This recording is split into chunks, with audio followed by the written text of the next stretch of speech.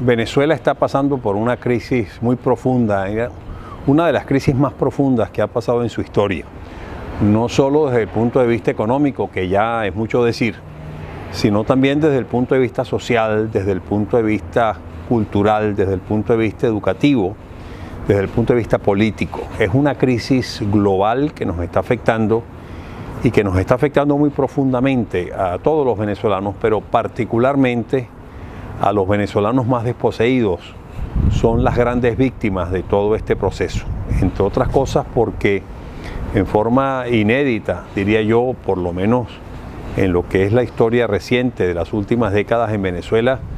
aquí nunca hemos pasado hambre, nunca hemos pasado penuria, nunca hemos pasado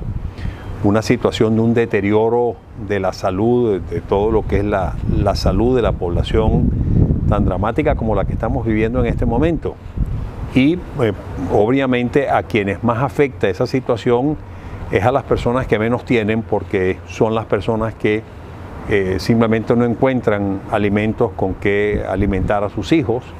no encuentran los medicamentos para preservar la salud,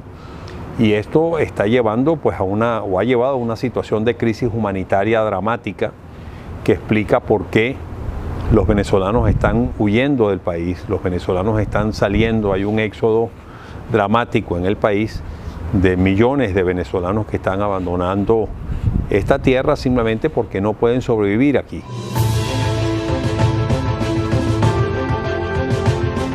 En buena medida, esto no es algo que 100% se puede achacar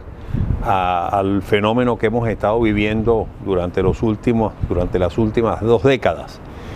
También en el pasado teníamos una situación crítica, una situación que fue ampliamente criticada por muchos, incluyéndome yo, que teníamos cuestionamientos acerca de la forma como se estaba manejando la política, cómo se estaba manejando lo social, cómo se estaba manejando lo económico en el país. Pero sin duda alguna, yo diría que el grado de gravedad o de profundización de esta crisis dramática que estamos viviendo realmente se ha debido a lo que yo he dado por llamar una revolución fatídica en que hemos caído durante estas 2 últimas décadas. Sin duda alguna, esta pseudo revolución que hemos vivido no se diferencia de muchas otras revoluciones que se han vivido en el pasado en otros países o en otras regiones del mundo, donde los nuevos líderes, los que lideran esa revolución, lo que buscan es eliminar todo lo anterior, eliminar toda lo que ellos llaman la oligarquía, el liderazgo de lo anterior, y sustituirlo eso por una nueva oligarquía, por un nuevo liderazgo, por una nueva orientación de manejo de las situaciones públicas. Sin embargo, en este caso, esta revolución a lo que nos ha llevado es una situación de una depauperación tremenda, y si bien teníamos problemas en el pasado, problemas que había que resolver, problemas que había que afrontar de lo que venía hasta fines del siglo XX en Venezuela, ni remotamente esta revolución que tomó las riendas del país a comienzos de 1999 le dio solución a esa serie de problemas que traíamos previamente. Al contrario, muchos de ellos los agravó y en otros casos creó una serie de problemas dramáticos que es precisamente lo que estamos sufriendo en este momento.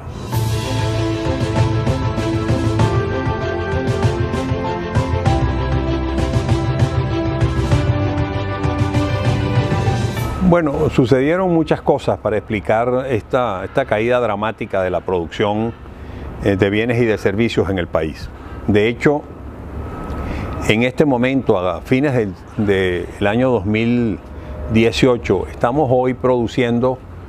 menos de la mitad de lo que producíamos en el año 2013. Eso es una caída realmente dramática, sufrida por muy pocos países y que, como usted bien dice, solamente se ha visto en algunas situaciones de guerra, en algunas situaciones, digamos, extremas que no estamos viviendo en Venezuela. Y por lo tanto es muy válido que nos preguntemos a qué se ha debido este desastre, caer en este abismo, en este colapso en que nos encontramos inmersos en este momento. Y yo diría que la principal razón han sido las pésimas políticas públicas que se han venido implementando en el país. Por un lado, hemos tenido un gobierno hostigando a la actividad económica privada, amenazando a las empresas con expropiaciones, con expoliaciones, con imposición de controles que condenan a las empresas a trabajar a pérdida, con amenazas permanentes, con señalamientos, muchos de ellos injustos, acerca de una pseudo especulación extrema que no ha sido la realidad y que ha llevado pues a una situación donde se ha diezmado la actividad económica privada. Sí, esa política de hostigamiento persistente a la actividad económica privada ha dado como resultado pues una situación de una minimización de la actividad económica privada. Muchas empresas han cerrado sus puertas, no están produciendo, han salido de actividad económica y eso pues ha implicado que el aparato productivo privado hoy esté produciendo una fracción de lo que producía anteriormente.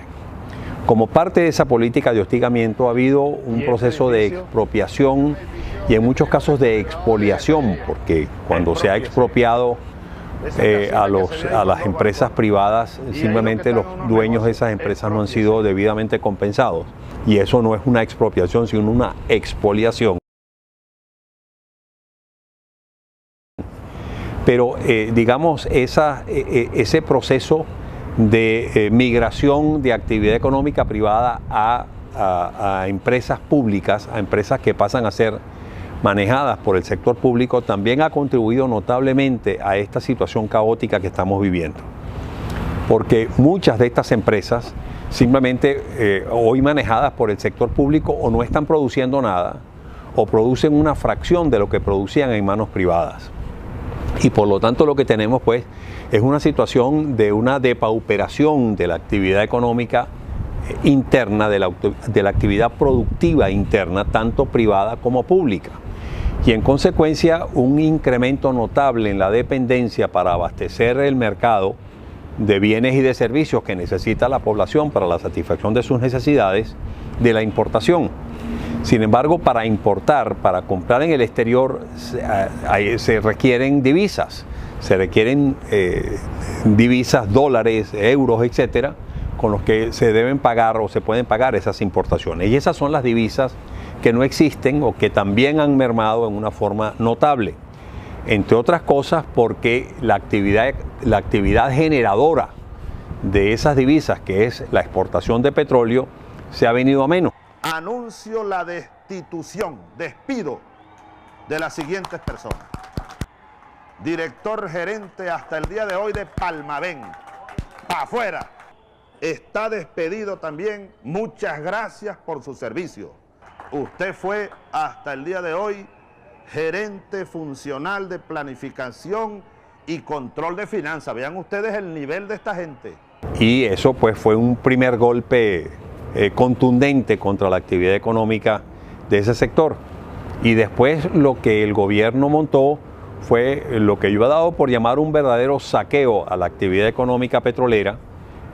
obligando a PDVSA a tener que transferir masivamente fondos o recursos a un fondo creado y administrado por el presidente de la República para financiar gasto público.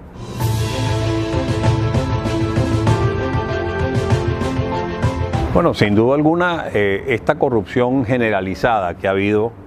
en el manejo de la cuestión petrolera, en el manejo de todo lo público en general que hemos tenido, particularmente durante estos últimos lustros, ha contribuido sin duda alguna a la formación de esta situación caótica de que estamos hablando. Entre otras cosas porque ese saqueo que ha habido a PDVSA también se ha debido en buena medida a todas estas prácticas de corruptelas, de robos descarados, de transferencias indebidas de cientos de millones, de miles de millones de dólares a cuentas de beneficiarios que no tenían justificación ninguna y que obviamente lo que ha implicado es, bueno, simplemente una sustracción descomunal de recursos que varias personas las fijan en varios cientos de miles de millones de dólares.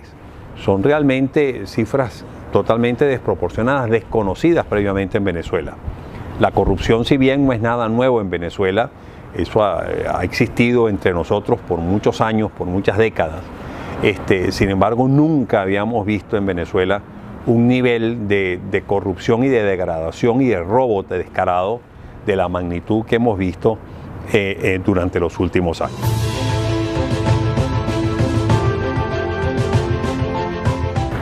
No, yo no creo que la dolarización de la economía venezolana sea la solución para afrontar el problema hiperinflacionario. Sin duda alguna, la dolarización es un camino, si se quiere, válido, un camino efectivo para el abatimiento de la hiperinflación y por lo tanto es un camino que debe estudiar o analizarse. Sin embargo, yo, al igual que muchos de mis colegas, pensamos que ese no es el mejor camino a seguir para el abatimiento de la hiperinflación, porque la dolarización, si bien es muy efectiva al comienzo, en lo inmediato, para abatir un fenómeno inflacionario, para reducir las presiones inflacionarias dentro de una economía, sobre todo en el mediano y largo plazo trae una serie de restricciones, de rigideces muy inconvenientes que traen consecuencias muy negativas para la actividad económica. Yo más bien me inclino por pensar que otras alternativas, como las que se han aplicado en muchos países latinoamericanos, en el caso de Brasil, en el caso de Perú, en el caso de Argentina, en el caso de Bolivia y otras economías que han sido exitosas en el abatimiento de los fenómenos hiperinflacionarios que han sufrido, es el camino más idóneo a seguir. En esos mecanismos, una de las cosas que se hace es definir una unidad de cuenta inicial que se pone de la par de 1 a 1 con el dólar y que esa unidad, una nueva unidad de cuenta, puede tener a su vez una relación con los bolívares existentes y un tipo de cambio, obviamente que cambia hora a hora, día a día, con la realidad económica que se está viviendo con respecto al bolívar. Y que permite al principio que los precios se puedan establecer, que los precios que se establecen en su totalidad en bolívares se puedan comenzar a establecerse en esa unidad monetaria y que los precios que se establecen en dólares comiencen también a expresarse en esa unidad monetaria que es de 1 a 1 con el dólar inicialmente. Y que en la medida en que se popularice el establecimiento de los precios de esa moneda o en términos de esa moneda, prácticamente desaparezca el bolívar y entonces esa moneda se transforme en una nueva moneda. En el caso del Brasil fue el real, que aquí podría ser un nuevo bolívar o cualquier otra unidad monetaria que se desee establecer, donde entonces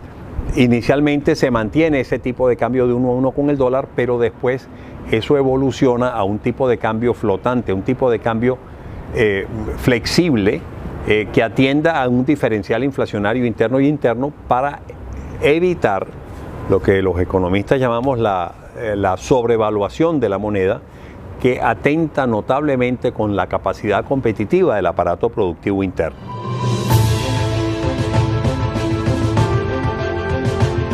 En ese proceso de cambio, en ese proceso de giro de 180 grados, no solamente en materia económica, sino en materia social, en materia política, en materia tecnológica, en materia ambiental, en todos los aspectos de la vida social, tienen que participar todos los miembros de la sociedad. Nadie puede quedarse fuera de ello. Todos tenemos una cuota de responsabilidad que jugar en ese proceso. Los trabajadores tienen una cuota, los sindicatos tienen una cuota, los empresarios tienen una cuota que jugar y obviamente los maestros, la gente que educa desde los niños en sus primeras edades hasta la educación universitaria y la educación posuniversitaria tienen un papel fundamental que jugar y sin duda alguna los intelectuales del país también tienen un papel fundamental que jugar.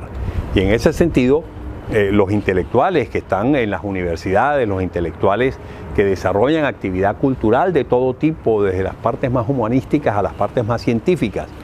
y que están agrupadas, muchas de ellos en las universidades o en las academias, les corresponde jugar un papel muy importante en todo este proceso. Específicamente en el ámbito de las academias nacionales. Nosotros en las academias hemos tomado unos retos y unas responsabilidades. Nos hemos autoimpuesto unas responsabilidades de hacer estudios, hacer análisis, hacer propuestas específicas sobre acciones a tomar en muy distintas áreas. Entonces, como usted sabe, aquí hay 7 academias nacionales. Está la Academia de la Historia, la Academia de la Lengua, la Academia de la Medicina, la Academia de Ciencias Políticas, que es la Academia Jurídica, la Academia de Economía, la Academia de Ingeniería, etc. Y por lo tanto, cada una de esas academias tiene un área muy específica de su ámbito de acción. Entonces nos hemos empeñado en todos los años realizar estudios o trabajos orientados precisamente a eso, a dar señales, a dar orientaciones, a hacer propuestas a la nación sobre cuáles son los problemas que estamos afrontando, cuáles son las consecuencias de esos problemas, las causas de esos problemas y la forma en cómo hay que afrontar y solventar o solucionar esos problemas. Entonces, bueno, son aportes muy importantes que le toca hacer al mundo intelectual, al mundo académico, al mundo intelectual de cualquier país, y eso es algo que nosotros estamos pues intentando lograr. Que hasta el momento se nos ha hecho muy poco caso, ha tenido muy poco impacto, no importa. Lo importante es que ese aporte, esos estudios, esos análisis, esas recomendaciones muy bien fundamentadas tienen que continuar, porque cuando aquí haya que tomar la responsabilidad de afrontar y vencer los graves problemas en que estamos inmersos en el país y dar una reversión, volver al renacimiento de lo que es este país y lograr,